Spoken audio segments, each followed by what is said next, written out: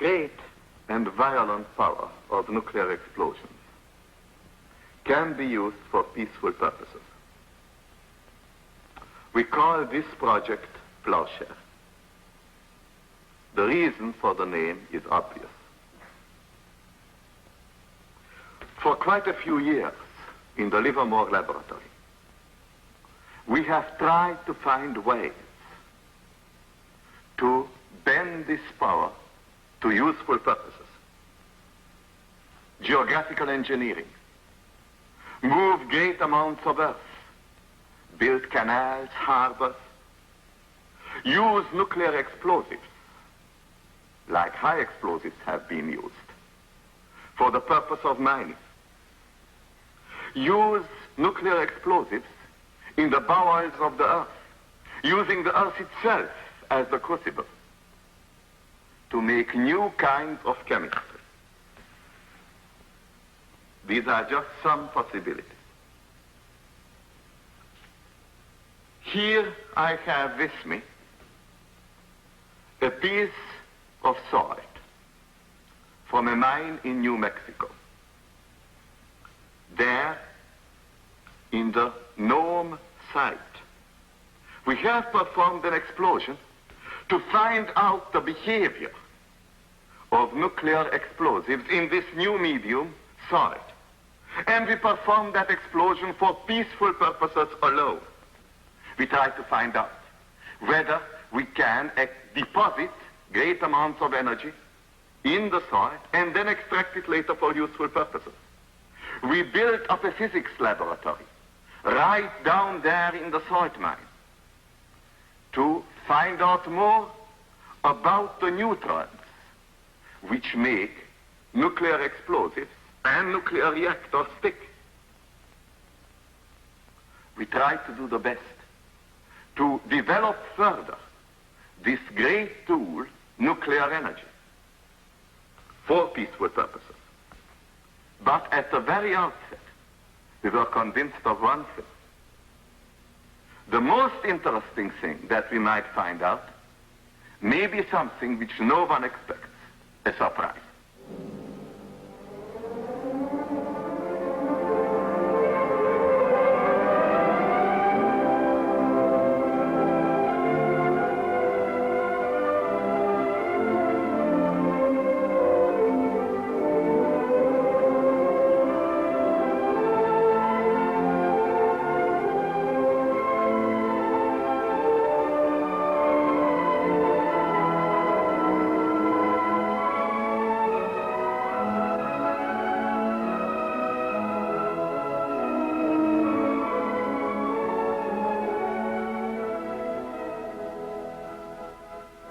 March 1958, the Atomic Energy Commission requests the United States Geological Survey to study the many salt formations within the continental United States and determine which of them would be of sufficient depth for containment of the proposed explosion in a region of low population density, on federal land, and contains salt of desirable purity.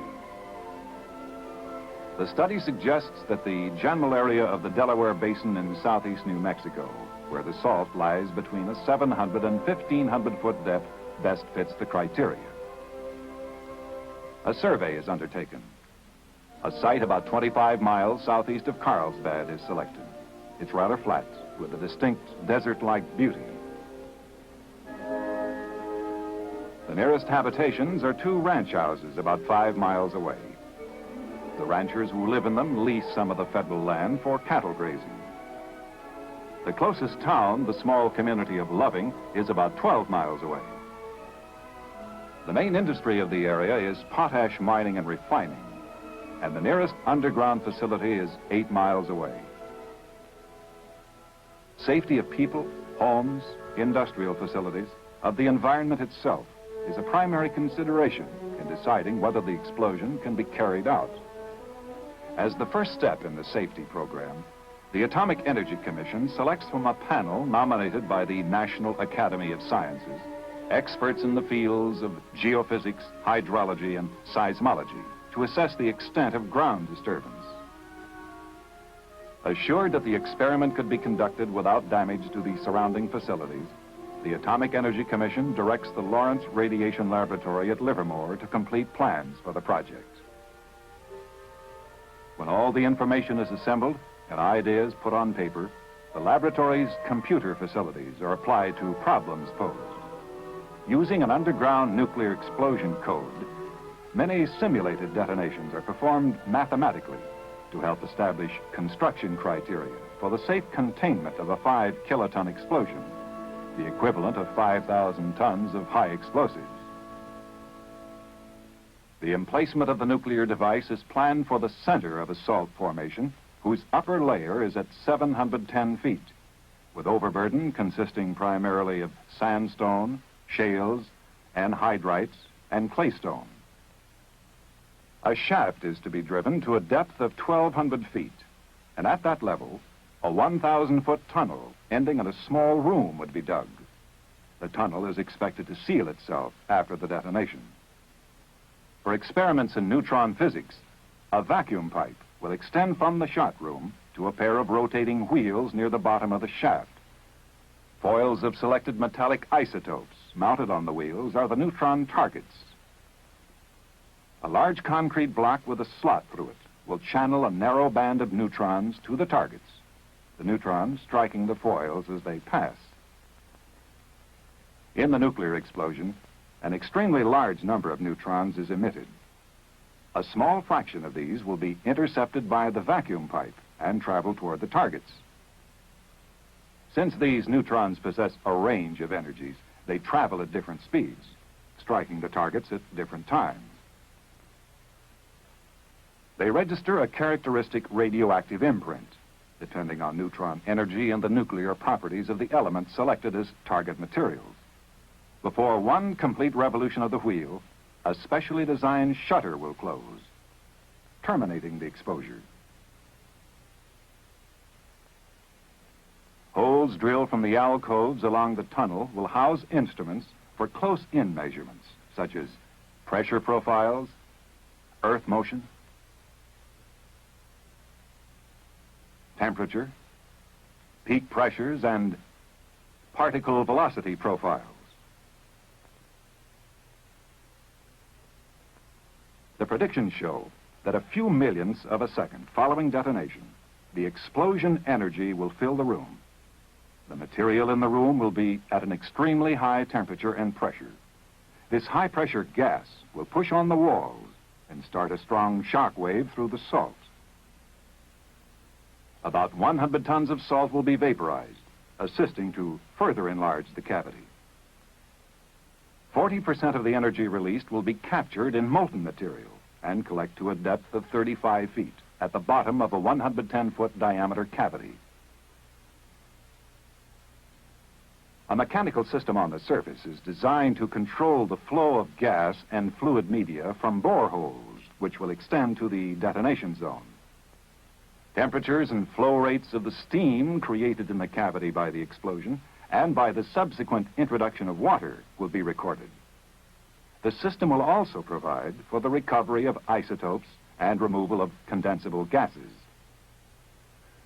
March 1960, the Atomic Energy Commission approves construction plans and site preparation. A local headquarters is established in Carlsbad. Mining operations begin to create a laboratory deep beneath the Earth's surface to study the peaceful application of a great force. A force that had its violent birth at nearby Alamogordo. As scientists at the Nome site prepare another advance toward the unknown, the life of the modern West goes on as usual.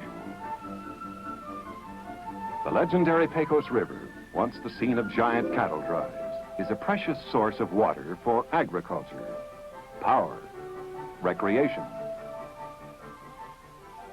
A major industry of the area continues to flourish. Thousands of tourists descend into the darkness to view the wonders of Carlsbad Caverns. But tourists were not the only ones moving into the earth. 35 miles away at the Nome site, miners continue operations to create another cavern.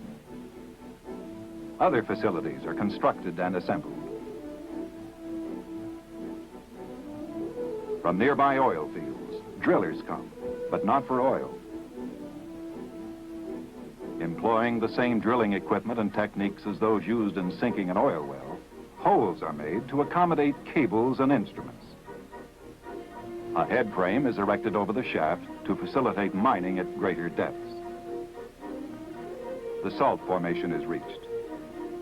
The constant removal of material is a visible measure of the miner's progress. 14 months after start of excavation, they reach the proposed ground zero. Other contractors move in to establish the center of operations for technical personnel. Cables laid on the surface are routed from recording locations to points near future instrument sites. More than 100 miles of cable are laid in the most thoroughly instrumented underground nuclear experiment yet undertaken. Most cable is introduced into the tunnel through the shaft. A separate drill hole accommodates cable for instruments near the shot point. Here, the signals are expected to be of extremely low intensity and must be isolated from electrical interference in the tunnel at shot time. It takes skilled engineering to drop 12 tons of cable down the 1,200-foot drill hole.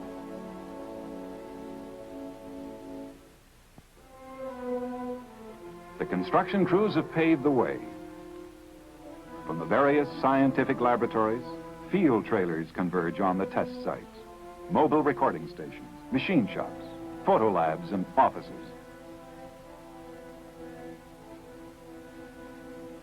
Scientists and technicians join the steady stream of workers preparing apparatus for installation underground.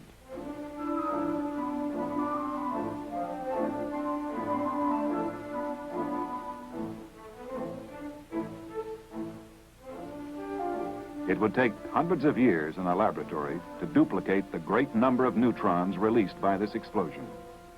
Los Alamos Scientific Laboratory and the Lawrence Radiation Laboratory at Livermore set up their apparatus for a simultaneous experiment in neutron physics. Meanwhile, the assembly of the surface plant for the steam power and gaseous isotope measurements program proceeds. A spray pond will supply the coolant for the heat exchange system. A large tank is provided for storing condensed, contaminated steam flowing from the cavity through boreholes. The technical phase of Project Gnome goes into full swing. Installation of scientific instruments commences. The electronic instrumentation packages are placed in holes, and containers filled with a variety of chemicals and minerals, supplied in part by interested industries, are installed at various distances near the device room to permit later study of the effects of strong shock waves upon the materials. From the electronic instruments, cables are tied into the trailers where the signals will be recorded on film and tape. The event is rehearsed and signals simulated repeatedly. Hours of checking and rechecking are spent to establish the pattern of signals expected. Much of the data will appear as very fast traces on oscilloscopes and be recorded on film. After each dry run, the films are processed in the mobile photographic laboratory. A study of the waveforms permits technical personnel to calibrate the instruments and evaluate the performance of their equipment. The Department of Defense takes advantage of the opportunity presented to gather information for its VILA uniform program to improve methods of detecting and identifying underground nuclear detonations. As part of the physical effects program, groundwater studies are started. A number of test drillings within a 15-mile radius are made before the event, and a sampling program will be conducted on a monthly basis for several years following the detonation. Besides close-in stations, remote seismic stations are installed at nearby mines and communities, including one in Carlsbad Caverns. A representative of the United States Coast and Geodetic Survey explains to a ranger how their sensitive instruments measure disturbances within the earth. In keeping with the open nature of the events, others are invited to record the signal on a worldwide seismic network. November 1961. The apparatus at Surface Zero is fully assembled and checked out. Everything is in working order. The site of Project Gnome is ready for its role in man's quest for knowledge. The emplacement and firing of the nuclear device waits only the final authorization of the nation's chief executive.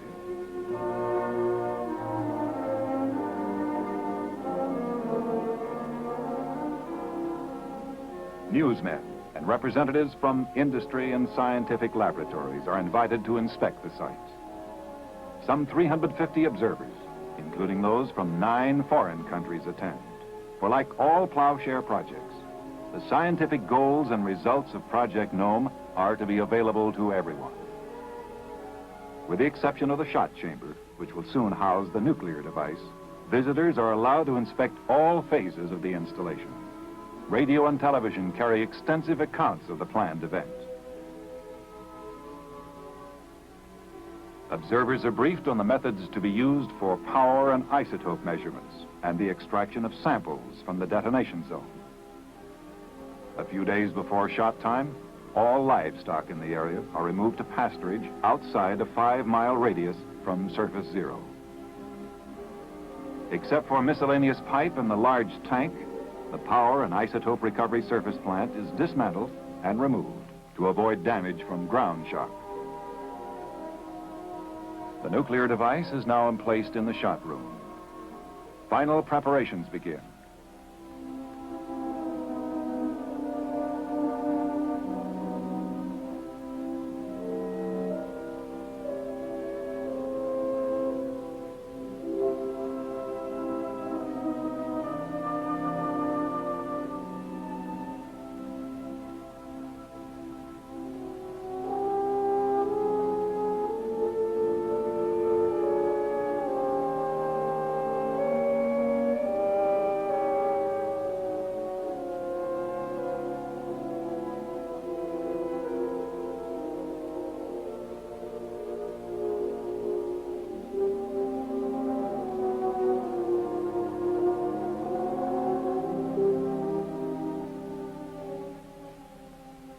Final checkout of the electronic systems continues until every criteria is satisfied.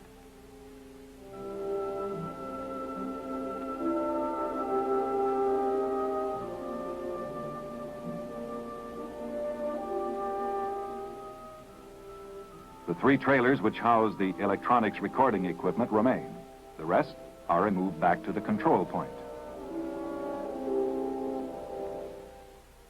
1.5 miles from ground zero, 2,400 pounds of TNT are emplaced to be fired shortly after the nuclear explosion to permit a comparison of the atmospheric effect from a known amount of TNT with the atmospheric disturbance caused by the underground detonation. 3 inertial camera stations are set up at various distances to measure surface motion. Controlled remotely, high-speed cameras will record displacement of grids with respect to suspended weights. From 4,000 feet, cameras with long telephoto lenses will film in slow motion prefixed targets to measure surface displacement. Directly over ground zero, an isotope prompt sampler is set up to capture isotopes emerging through a vacuum pipe from the shot room.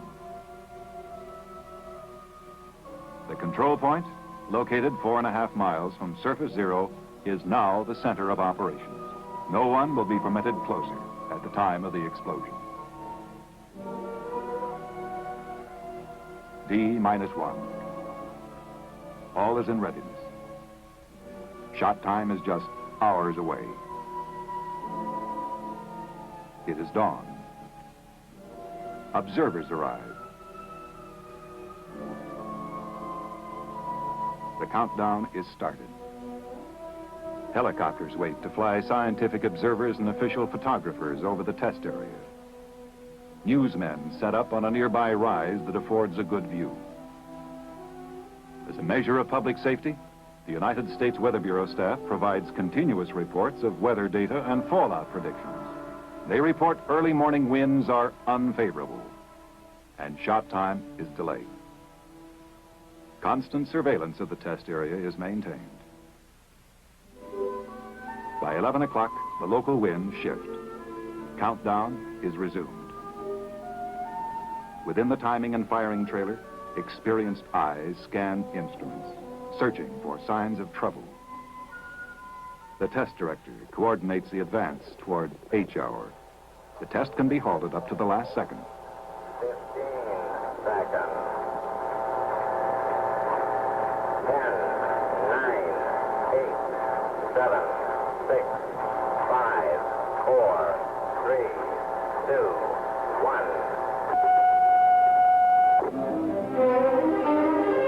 Immediately following the detonation, observers at the control point experience a noticeable earth tremor caused by the shock wave. Immediately after, the 2,400 pounds of TNT are detonated prematurely. Aerial observers report only minimal damage from the underground nuclear detonation to surface facilities. However, soon after, an unexpected high level of radiation is registered at the bottom of the shaft. 7 minutes following the explosion, white vapor emerges from the shaft. The United States Public Health Service Air Monitoring Team begins air sampling missions to determine the extent of any radiation off the site. Many were curious about the venting, what had caused it. The steam in the cavity apparently escaped through cracks into the tunnel and up the shaft, carrying with it the radioactive gases. Although the possibility of the escape of gaseous radioactive steam was remote, the project personnel are prepared for such an emergency, and all the precautions taken pay off. Minor amounts of radiation released soon dissipate, and no harmful off-site contamination is reported. When the radiation level is within prescribed safety limits, re-entry teams from the technical programs recover valuable records from the trailers near the shaft. Thorough checks are made to determine possible exposure. Each individual carries dosimeters to record the amount of radioactivity he receives.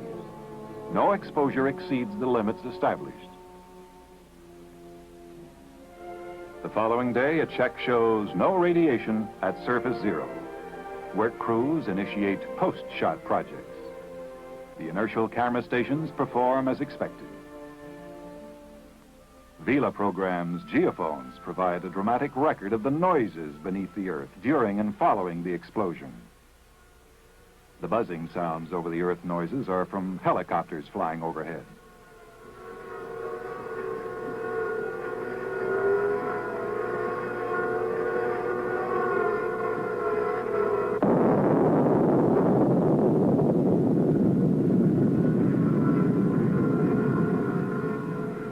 The surface above ground zero had risen a maximum of 6.5 feet, while 100 feet away, only a half a foot displacement is recorded.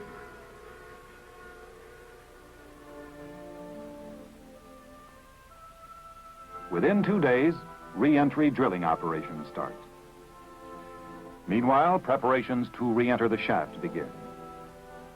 On the 6th day following the event, radiation levels at the bottom of the shaft had decreased enough to allow recovery of the neutron wheels. And at various laboratories, the painstakingly slow evaluation of the results gets underway.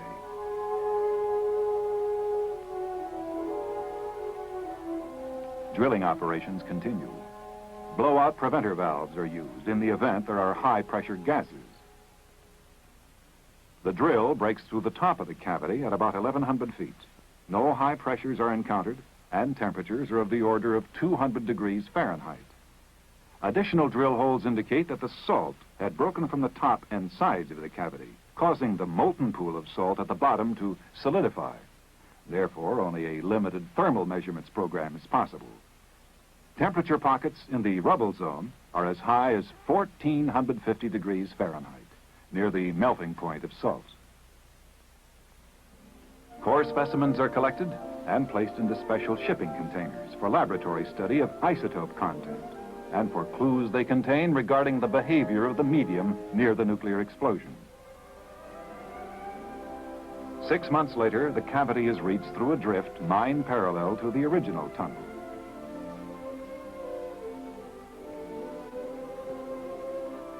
Exploratory probes are made and the cavity found safe to enter, allowing scientists to acquire data by direct observation and inspection of this spectacular man-made wonder. Radiation levels are only 5 milliroentgens, but cavity temperature registers an uncomfortable 140 degrees Fahrenheit. The energy released by the nuclear explosive was determined to be about 3 kilotons. The intense heat generated melted about 2,400 tons of salt, quickly cooled by partial collapse, which filled the lower half of the cavity with 28,000 tons of rubble. This enormous cavern measures about 170 feet across and is almost 90 feet high. Here, 1,200 feet beneath the Earth's surface, this underground laboratory was open for inspection to official observers and members of the press, where the phenomena from a contained nuclear explosion is being studied. Noam has given us a great deal of information. Some of it is still underground. We'll have to dig for this additional information. Some of it is available now. We expected to make a cavity. We did make a cavity, 1 million cubic feet. It stood up, it's standing now. Our investigation of the atomic nucleus gave us a challenging new fact. We know that nuclei have sharp energy levels. We now know that these energy levels come in groups having similar properties. Earthquake waves from Noam traveled, but not quite at the expected speed. To the east, they arrived with a different speed than we expected, and in intensities 30 times as great as we thought they would be. This means something about the layering of the Earth in the Mississippi Valley, which we did not know before. We had our surprise. A great deal of water vapor was released from the cavity. We thought it might happen. It did happen.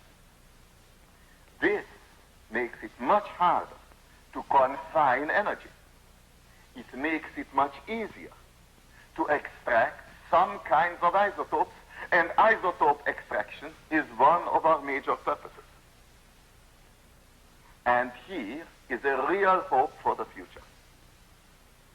Underground explosions will make, and we know how to make it, great deal of new isotopes of new elements. A whole new realm of chemistry beyond the element plutonium is going to be opened up much more widely than it has been opened up ever before. But looking even farther into the future and disregarding the immediate results, our steady work gives one certain expectation. We are perfecting our tools. We are ridding our tools for the association with radioactive danger. The time is not distant when such explosions can be made for the benefit of mankind without undue hazard, just in the same way as we are using high explosives today.